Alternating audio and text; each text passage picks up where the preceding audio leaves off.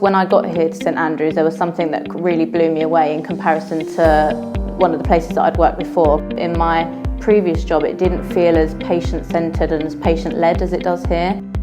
Being flexible, having good levels of communication, meeting regularly and having good physical services both inside and outside the unit are real positives for St Andrews.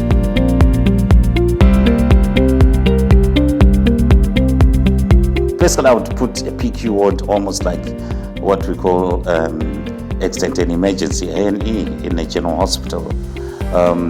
We are sort of the first line in terms of somebody who has got mental health, who needs help, who needs that admission in a hospital. They're different from acute wards, which can be very variable, and they're usually just locked wards.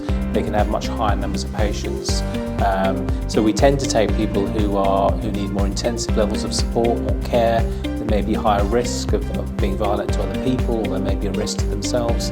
And we do tend to provide them with an environment that's quieter, but very highly staffed. So for the patients that come to PICU, the main aim is to address that risk or the reason for that risk being there, be it aggression or absconsion, and that's the primary driver.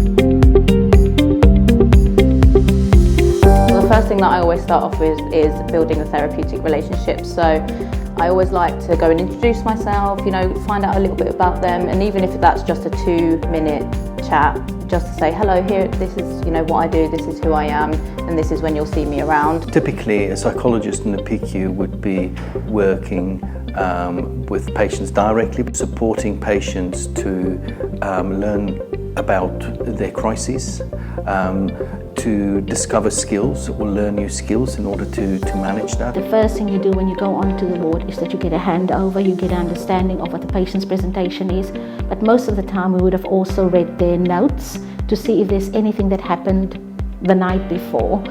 All of this is often being put into context of the patient's initial reason for initial admission, and just a little bit about their background as well, because once you understand the person, it's a bit easier to understand what are the things that will cause them the stress, but also the things that will actually support them in their recovery.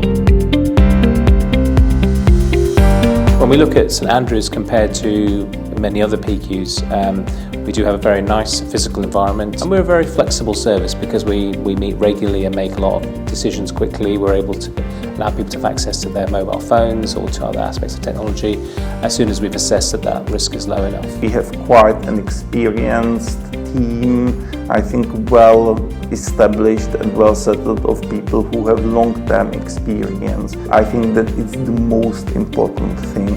They really blew me away knowing that the patient was really in the centre of their care and really had an opinion and a voice, and they were really heard by everyone that was involved.